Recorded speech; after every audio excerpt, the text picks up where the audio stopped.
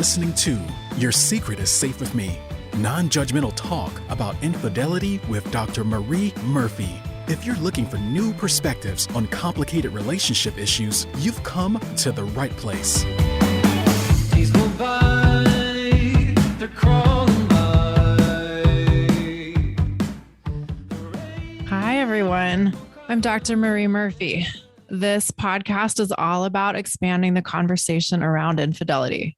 I'm a relationship coach, and I specialize in helping people who are cheating on their partners or engaging in something they think counts as infidelity, deal with their feelings, clarify what they want, and make decisions about what they're going to do. I offer shame-free, blame-free, non-judgmental relationship coaching, and you can talk to me about the things that seem too messy or weird or stigmatized to share with your best friend or your spouse or even your therapist. To learn more about my work or to schedule an introductory coaching session with me, go to my website, mariemurphyphd.com. All right. Today's episode is the third in a series of episodes devoted to the topic of dealing with other people's opinions.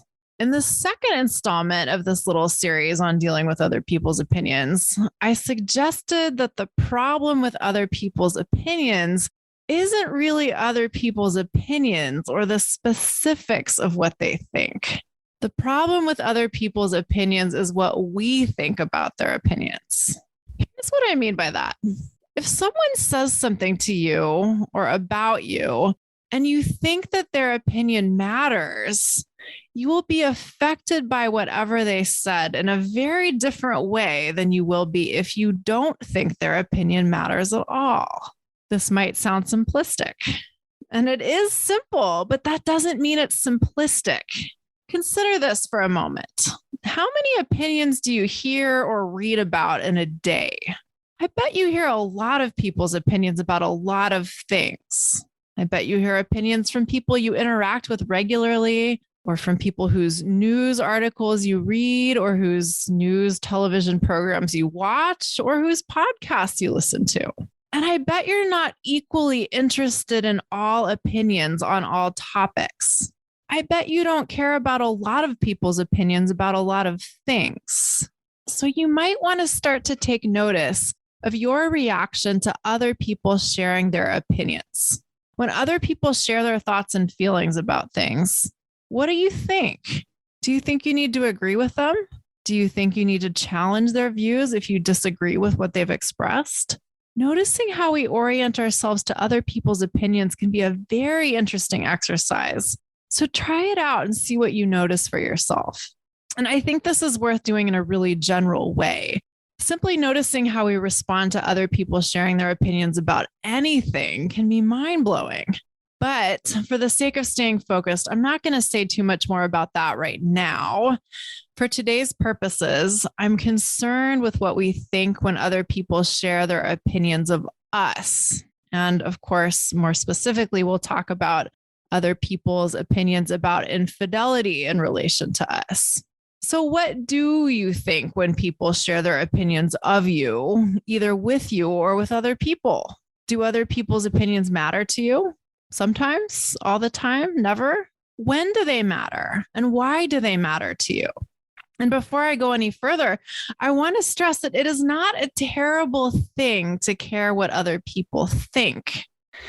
If you care about other people's opinions or feel hurt or angry when other people express their not great opinions of you, that's not a sign that there's anything wrong with you. Sometimes people tell me they don't really care what other people think, as if that is the ultimate goal or a badge of honor of some sort. And fairly often, 5 minutes later, that same person will tell me they're very worried about what other people will think of them if, for instance, their affair becomes public, or if they leave their marriage, or, they break up somebody else's family or whatever. And they'll confess that they're afraid that their concerns about other people's opinions might mean they're lacking in self-confidence, or they're weak-willed, or something along those lines. Here's the deal, y'all. I think many of us are terrified of other people's opinions of us, and even more terrified to acknowledge this. And some of us are terrified of other people's opinions of us, and we don't even know it. And then, of course, some of us aren't terrified of other people's opinions exactly, but we certainly do care about them. And they certainly may get in the way of us doing the things we really want to do in our lives. Now, I think all of this is okay to a point. I don't think that the ultimate goal has to be to not care at all about what other people think of us. Or at least I don't think that's the most helpful way to conceptualize this challenge or this problem. Rather, I would say that the ultimate goal might be to prioritize cultivating our own opinions of ourselves over paying attention to other people's opinions about us. I'll say that again. I think that a decent ultimate goal is to prioritize cultivating our own opinions of ourselves rather than paying attention to other people's opinions about us. And many of us don't do this. We don't cultivate our own opinions about ourselves at all. Instead, many of us are constantly looking to others for direction on what we should think about ourselves. Many of us believe that other people get to tell us who we are and believe that we should allow other people to think, or excuse me. Many of us believe that we think it is appropriate for other people to tell us what we should think about ourselves. And many of us have been implicitly or explicitly taught that this is how it works. Many of us have been given the message that other people's opinions of us matter and that we should base our opinions of ourselves upon other people's opinions of us. So in other words, if you've been doing this, it's not a sign that you're weak or deficient or lacking in confidence or anything like that. It's just a sign that you're a human living on planet Earth and you've picked up some messaging that's pretty common around here. The opportunity is to start to cultivate beliefs about ourselves in a very intentional and deliberate way. You get to decide what you believe is true about you, no matter what anyone else says or does. Our opportunity is to choose our beliefs about ourselves with care and love and a sense of purpose, instead of picking up beliefs about ourselves from anyone or from whatever messages we come into contact with and sticking with them, even if these beliefs make us miserable. Now, doing this, consciously choosing our beliefs about ourselves, may take a bit of effort, but here's why we might want to take this, to do this and to invest in this effort. Other people are going to think whatever they're going to think. People have opinions and they may have opinions about us, and people develop their opinions of us based on all kinds of things. Do you really want anyone else in charge of your opinion of you? Do you really want to relinquish your power to determine how you feel about yourself to anyone else? Anyone else and their arbitrary ways of thinking about things, including you? I would suggest that you probably don't. And if you didn't already know that you have the ultimate power to determine how you feel about yourself, you do now. And now that you know this, or you at least know that this is possible, you can decide that you are going to use this power to decide what you want to believe is true about yourself and to practice exercising that power. Now, this is really important. We usually think other people's opinions of us matter when we aren't certain of our own opinions of ourselves. If we doubt ourselves, we tend to hope that someone else's approval will fill that void. Or if we doubt ourselves and someone shares a negative opinion of us, we may take their disapproval as an indication that our self-doubt is well-founded. Whether we get approval or disapproval, though, we're still basing our self-assessment off of somebody else's assessment of us. And again, do we really want to do that? Do we really want to give anyone else that kind of power? These questions are important for all of us to consider, no matter what is going on in our lives. But this stuff matters even more if we are doing something that a lot of people have strong opinions about, like infidelity, of course. As we have talked about on this show many times, people have strong beliefs about infidelity and people who cheat. A lot of people agree that cheating is bad, cheaters are bad, and anything that counts as infidelity is bad. And a lot of people feel just fine about sharing their beliefs about cheating or infidelity or adultery. and feel just fine about telling people who are engaging in any sort of infidelity that they are doing something wrong. And all of that might not be such a big deal if there were a strong counter argument out there. If there was an equally or comparably dominant perspective on infidelity that challenged the notion that infidelity is categorically bad, the infidelity is bad argument might not have so much sway over us. Of course, there are multiple perspectives on infidelity out there, but it's probably fair to say that they aren't as dominant in our culture as the very negative assessments of cheating are. And in fact, my clients often tell me that they have been told that cheating is the worst possible thing that they could have done to their partner.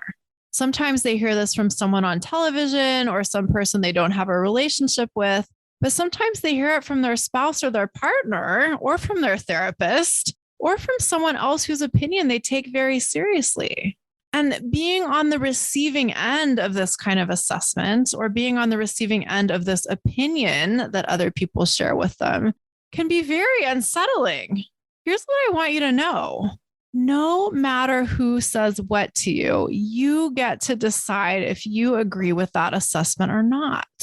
I'm going to say that again because it bears emphasizing. No matter who says what to you, you get to decide if you agree with their opinions or not. You get to decide what other people's statements about you mean to you or for you. You may be able to do this pretty automatically in some cases. Maybe you already do this a lot. If you already have your beliefs about yourself or some aspect of yourself well established, it may be very easy to dismiss other people's opinions. Doing this may take a lot of work if your beliefs about yourself or your beliefs about a certain set of your actions are not well established, right? When we're uncertain, we tend to take other people's certainty as an indication that maybe our instincts are off or that maybe their certainty is an indication that they are correct. And this matters because often when people are engaging in infidelity, they don't know what to think about themselves or their actions. Infidelity can be such a strange experience of being caught between competing priorities or competing ideals or competing sets of values or competing desires. If your infidelity situation is new to you, there may be a whole bunch of really novel stuff going on in your life, a whole bunch of really novel thoughts going through your head, and a whole bunch of really new and different feelings moving through you. And you may not know how to make sense of all of that stuff. And under those kinds of conditions, we can be a lot more susceptible to other people's opinions. So if you're engaging in something you think counts as infidelity and you're upset about what people have said to you or worried about what people might say to you, your job is to get really clear on what you think about infidelity in general and what you think about your infidelity situation in particular. And I'll say that again because it's so important, although it might seem so simple as to not be helpful, but I promise that it is. Your job is to get really clear on what you think about infidelity, broadly speaking, and what you think about your infidelity situation in particular. And I'm going to suggest a few questions and a few points for you to consider to help you clarify what you think about these things. Now, first of all, what specifically are you worried that other people are thinking about you or might think about you? Sometimes we aren't even sure what we're specifically worried other people will think of us. Sometimes we just have this vague but powerful fear that other people will judge us if we, for instance, leave our marriage, or if our infidelity becomes known, or if we end up being the occasion for someone else leaving their marriage or ending their relationship. And of course, all of these things could happen in conjunction. Everybody's infidelity situation is a little different. And in a sense, the specifics of your situation don't really matter for our present purposes. What matters is the question of what are you afraid people are going to say about you? Or what are people already saying that you take issue with? We've got to get specific here about what you're concerned about. I'll list a few common concerns. Sometimes people tell me that everyone they know thinks infidelity is categorically bad or wrong and unacceptable. And they're either dealing with blanket disapproval from a lot of people in their lives, or they're afraid that they will have to deal with blanket disapproval. Sometimes people tell me that no one in their family has ever gotten a divorce and that they're terrified of how people will respond to them if they are literally the first person in their lineage to get divorced. Sometimes people who are involved with someone who is married and has kids are afraid of being blamed for breaking up their affair partner's family if their affair partner decides to get a divorce. Sometimes people are afraid of being blamed for breaking up their own family if they decide to get a divorce. They don't want to be seen by others as the person who left their family or as the person who selfishly caused their family pain and suffering. Some people are afraid that they'll be labeled selfish for any reason. Sometimes people are afraid that even if people they know don't have strong opinions about infidelity, they will have strong opinions about some of the behaviors that go along with infidelity, like deception or dishonesty. Okay, that is just a short list of concerns people have about what other people may think of them if they are involved in infidelity. Your opportunity is to get really clear on what you are concerned other people might say about you and your situation. When we can identify these concerns, we can actually address them specifically and effectively instead of hiding from them or avoiding them or trying to tell ourselves that we're not really all that concerned about what other people think when actually we are. Once you have a pretty good idea of what you're afraid other people will say about you or what other people are saying about you that you don't like, you can then begin to decide what you think about yourself on these matters. And decide is the key word here. This is a deliberate process of evaluating your fears, evaluating your current beliefs, and deciding whether or not these beliefs serve you, then deciding what you might want to believe going forward. And this is very different from simply saying, I don't care what other people think of me. What I'm talking about is a process. Saying, I don't really care what other people think about me is a deflection of going through this process. Here's what I mean by deliberately evaluating your own beliefs and deciding whether or not they serve you. To use the first example I mentioned a moment ago, when people tell me that people they know think infidelity is categorically bad, and I ask them what they think of infidelity, some people say that they think infidelity is categorically bad too, or that they can't see any way to think of infidelity as something other than categorically bad. Now, on the one hand, this is a reflection of dualistic ways of thinking, which are quite common. A lot of us tend to think that something is either good or bad, or right or wrong, and that these categories are diametrically opposed and mutually exclusive. So we may believe, consciously or otherwise, that if we don't think that infidelity is just bad, then we're saying that it's good. And therefore, we're condoning it or excusing it entirely. And that doesn't sit well with a lot of people. So the first thing you might consider as you begin to deliberately form your own opinions about your infidelity situation is, must your behavior be slotted into the category of either good or bad? Are those the only two options available to you? Now, I realize that other people may not make room for nuance. Other people may not make room for shades of gray. Other people may not be able to embrace complexity and contradiction and paradoxes in human life, but you can. To be a little more specific, you can recognize that your infidelity situation isn't all bad, even if other people can't see that. You can recognize that sometimes we learn a lot about ourselves from complicated situations, such as situations involving infidelity. You can recognize that sometimes relationships don't follow the prescribed course that is laid out by our families or our friend groups or our religious communities, or by the self-help books we read, or by the movies we've watched, or whatever. You can recognize that sometimes really amazing things can happen, even in relationships that aren't supposed to happen. And supposed to happen is in quotation marks, of course. And you can embrace all of this nuance without absolving yourself of responsibility for your actions. You can also recognize that you are not bad, even if you are engaging in some behaviors you don't feel great about and don't want to continue engaging in forever. For instance, maybe your infidelity situation involves lying and you don't really like to lie and you feel really bad about lying and you've been questioning your own integrity as a result. Well, what if doing things that are out of alignment with your sense of what integrity means for you are actually an essential part of living in integrity? Although one definition of integrity is the quality of being honest and having strong moral principles, I want to suggest that this might not be the best or most useful definition.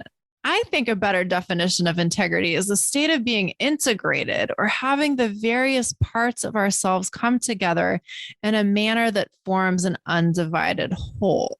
What if integration is a process rather than a static state? One definition of stasis is inactivity or a period of inactivity. And I want to suggest that inactivity isn't sustainable throughout the human life course. Stasis isn't sustainable throughout the human life course. Or if we manage to sustain stasis, that may lead to a breakdown in our integrity in some other way. I think it's really important to consider the possibility that the only natural constant in life might be change. And as we move through our cycles of growth and evolution, we may radically depart from aspects of our lives that once seemed completely right for us. And in doing so, we may not be able to adhere to our previous notions of what integrity means or looks like for us. We may have to take ourselves apart in order to put ourselves together again. And that may mean we step out of integrity for a while, or we don't know what integrity means to us for a while. What if that's okay? Even if other people don't get it, what if we could know that that's okay? So one example of what coming into and out of integrity may look like in practice is, sometimes people come to me and they tell me that they've been very devoted to their marriage and their family, but for a long time, they've also been feeling like part of them is dying by staying in those relationships in the way that once felt right to them.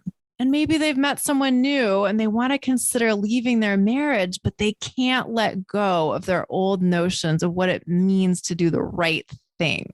They know their old version of integrity or wholeness doesn't work for them anymore, but they also can't quite imagine a new version of integrity for themselves quite yet.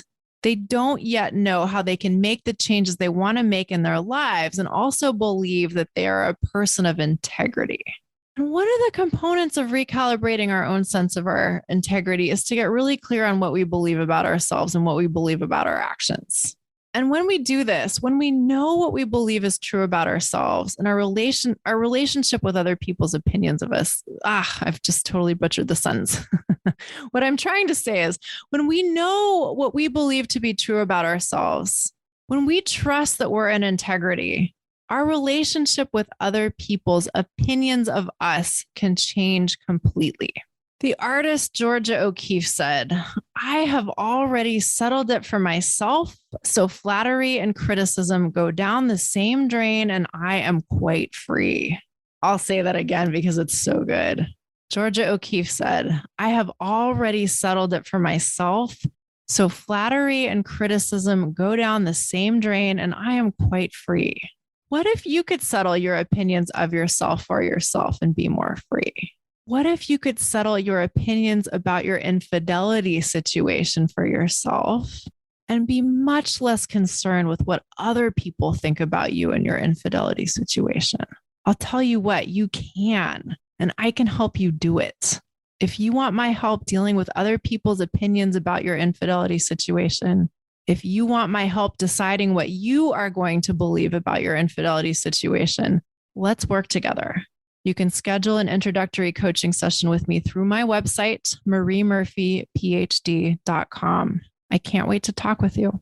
All right, everyone. Thank you so much for listening.